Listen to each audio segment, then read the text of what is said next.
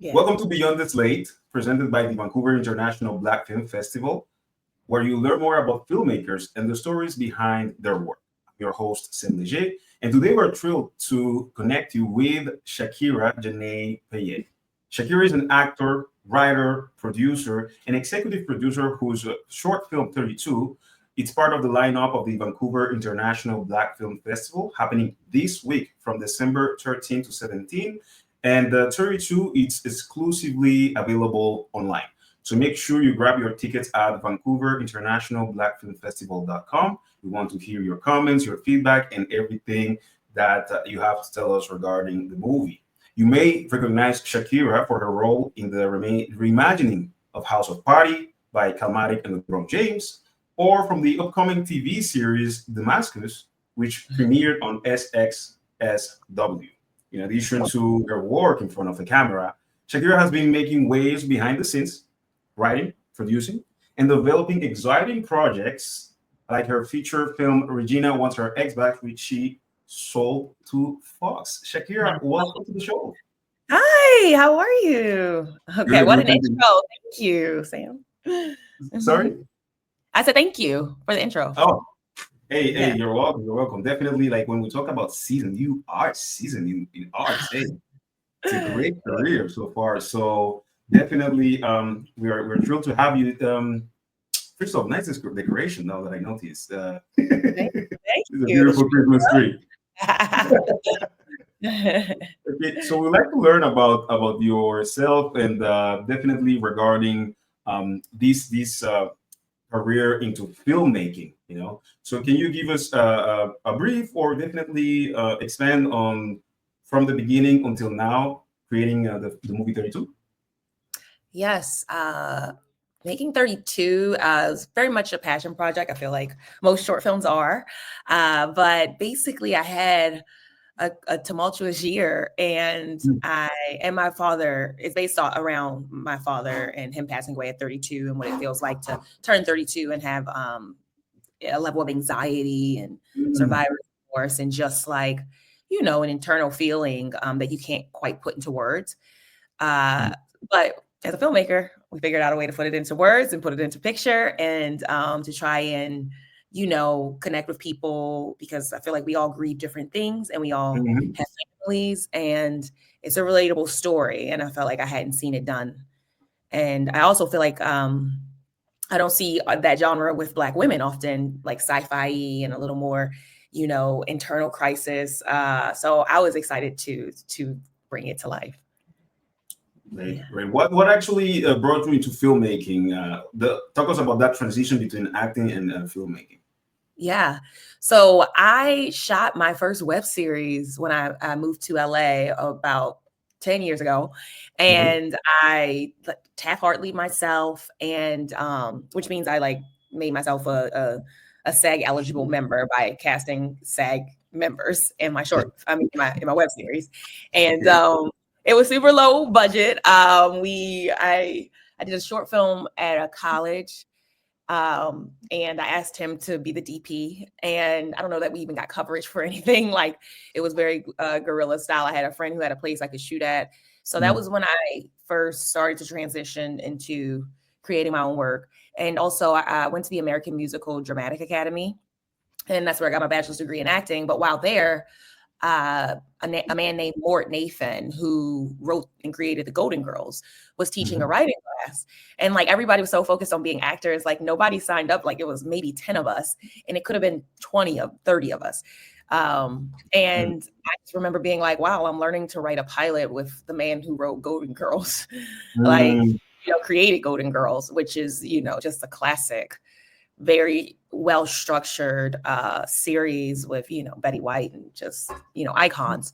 So that was my first divvy away from just acting, and then that led to me writing the web series and directing the web series and producing the web series. So it was sort of like in order for me to move my acting career ahead, Yeah. creating my own content just seemed like the best move, and I still am doing that to this day. But I also do love the process of filmmaking. It's fun to collaborate, and it's fun to bounce ideas off of people, and also to learn new things about yourself because you're trying out a new medium.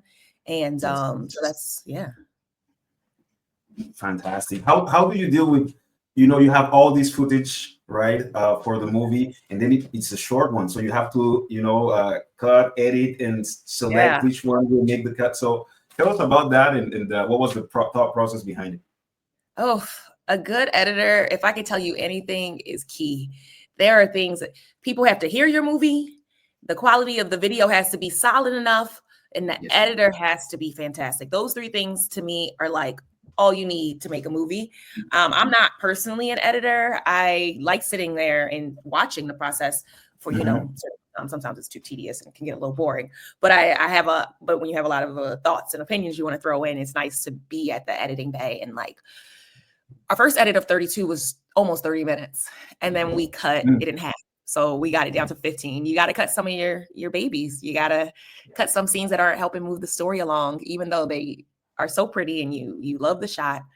You just got to do it. Yeah. You got it. You got it. Something that I realize is that how involved you are in this story, and definitely since it's a narrative story, it's very personal, and you're connected to it. Mm-hmm. So I was curious about your process selecting the filmmaker, the director actually of the filmmaker, Stuart Paye. That's the word I was looking for. Stuart Yost. Stuart Yost, sorry. Stuart Yost, yeah. My last name's Paye, so you were close. Yeah.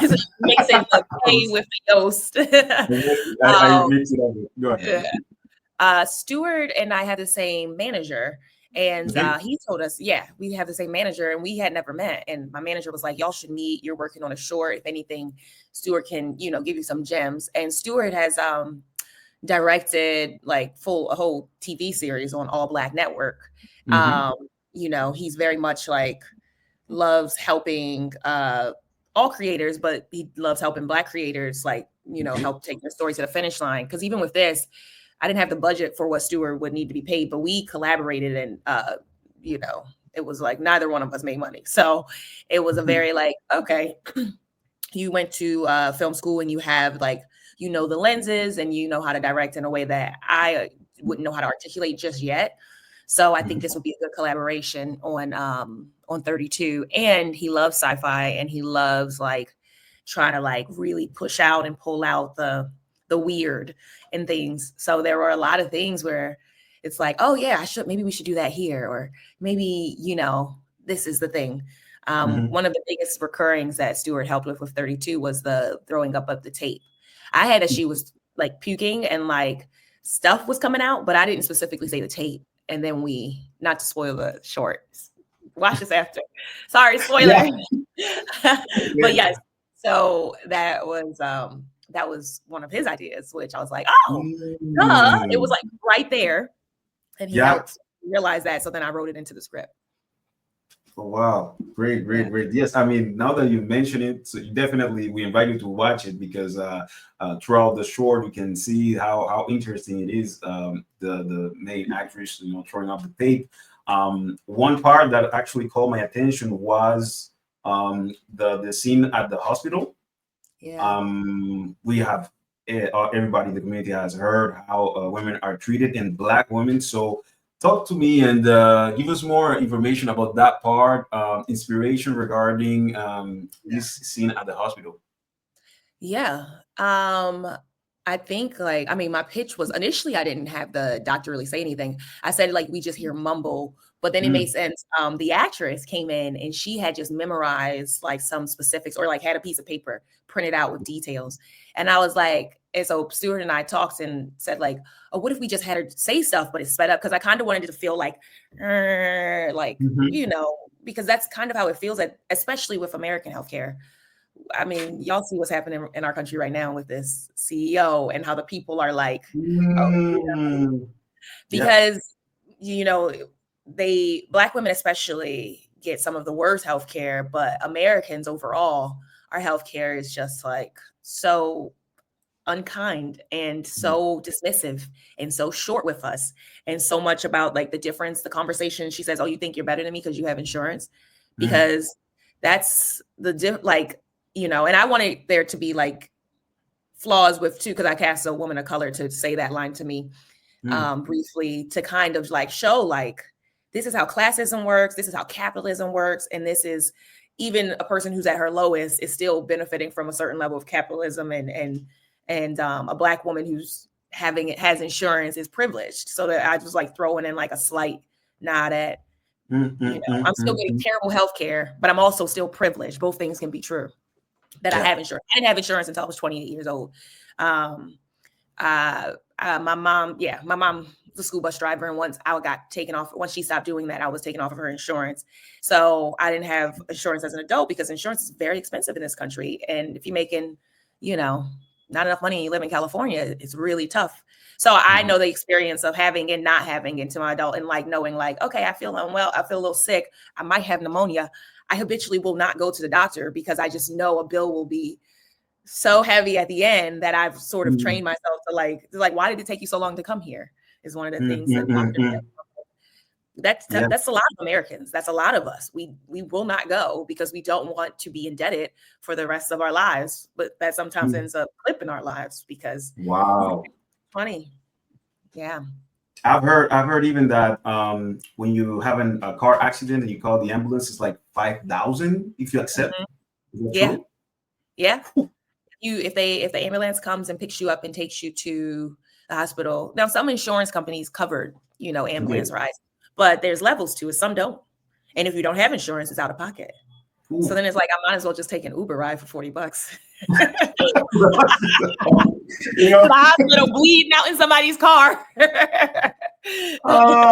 All injured, like, I need to save money. I need to save this money. Wow. Yeah. Going back to the movie, what is the feeling and the message you would like all the viewers to have after watching it? Yeah. I guess my biggest takeaway would be it's okay to feel what you're feeling. It's valid. And we all are in this human experience together, and we all might be grieving in different ways. But it's okay to feel like you're not ebbing or flowing, but you learn to love yourself through it all. Because I feel like that's kind of what happens with Carmen, and then finally taking care of herself and finally pushing past. And also, grief is not linear. I think the entire time, that's one thing she's dealing with the father, and trying to process those feelings. And that's okay. That's okay. It's okay to feel how you feel. And that's actually true. What I would like to know is as well, right? It's 2 movies, right, that you would recommend. It doesn't have to be your favorite ones, but if you want to include your favorite ones, definitely we would love to have that. So 2 movies that you have seen lately, or would you recommend? Ooh. Okay, well, one movie that inspired this, and that's just one of my favorite movies, it's a little dark, but it's Requiem for a Dream, Darren Aronofsky. Are you serious? I saw that like 2 weeks ago. Did you? It messed you up. Wow. Okay.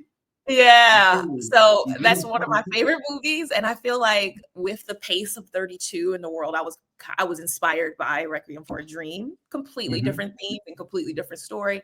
But the editing in that and the direction and the act, every part of it, I was like, yeah, now it's clicking the transitions, when you go to the edit. Okay.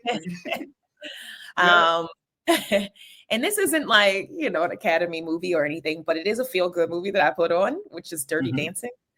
I love Dirty Dancing. It's like one of my favorite just feel-good movies. Let me think of, hold up. There's I just saw something, Sing Sing, one of the, so good. Saw it this year.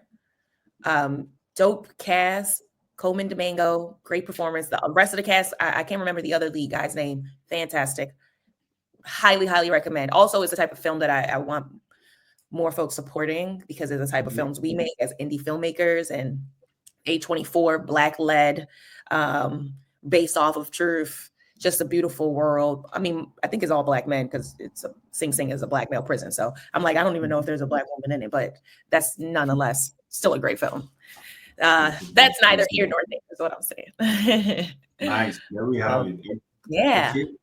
And lastly, I would like to know, there are many filmmakers that they are in the process of, okay, I wrote the story, but I don't even know where to start, or I have the gear, but I mean, at this point, what do I do? Is there any advice that you can give us, based definitely on your career and experiences? Mm-hmm. One thing I've learned is the best people to have on your team are people who want to be there. Don't try and reach for this person, like this name, this big old, I mean, sure, if you can get a person who has a name and a resume, great. But like, because I had Gail Bean in my short, she has a lot of credits and she works a ton. She was in Snowfall and has a really great resume. And I'm grateful that I was able to get her attached, but it was based off of a relationship that was built before we went into shooting. And that means like, you understand that this is a short film and the budget might be a certain thing. I feel like whenever I've tried to shoot things and I'm like trying to get the best person that and they have all these credits, they don't want to make the time for me, and they might not be able to work with the budget. So you want to work with people who want to work with you. So that's my biggest thing, is like find your people and then make moves and do it. Like, that's the thing. It comes from talking to actually taking action, setting dates. Set the first few dates. Start setting dates for yourself, and then you'll have to follow those dates and trust yourself, and that'll get things moving. Mm-hmm. Find your people. Yes. Like your community. Okay. Make moves and like put a date on it. Do it. Yes. And don't be too hard on yourself, but put dates in that calendar. I literally have like, today I'm going to work on the lookbook, the pitch deck, and I'm going to add these things to the pitch deck. And it's something small, but I know like this is important. Today I'm going to work on emailing folks who I want to collaborate with. Let me go through and like spell check and write out these emails. Like every single thing has a date, and like I want to start filming by April, blah, blah, blah. And then you're gonna be filming by April. You're gonna be filming by June, but April. But at least you had April on the calendar, so when June comes around, you're like, okay, we got here. We made it. We did it. Fantastic. Great advice. Thank you so much for being with us today, Shakira. Shakira's Film 32 will be available at the Vancouver International Black Film Festival, streaming online from December 13 to 17. Make sure you grab your tickets at VancouverInternationalBlackFilmFestival.com and enjoy. We would like to hear your feedback and comments, so make sure you visit us. And well, thank you for being here. Thank you. It was a blast.